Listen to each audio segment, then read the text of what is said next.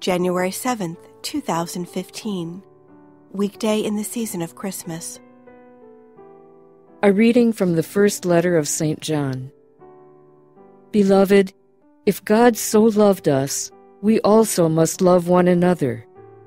No one has ever seen God, yet if we love one another, God remains in us, and His love is brought to perfection in us.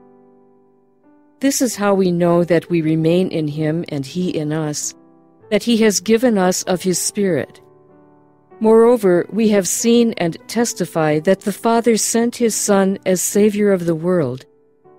Whoever acknowledges that Jesus is the Son of God, God remains in Him and He in God.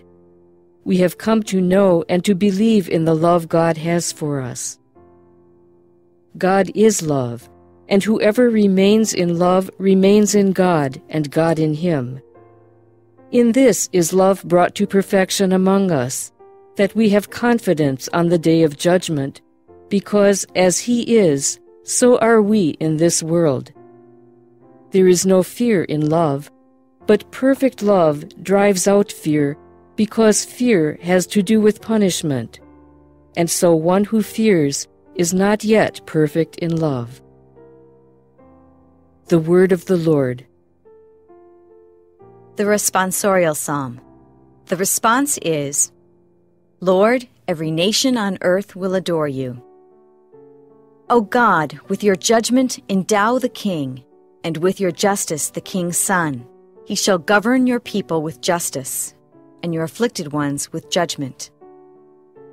Lord, every nation on earth will adore you. The kings of Tarshish and the isles shall offer gifts. The kings of Arabia and Seba shall bring tribute. Lord, every nation on earth will adore you.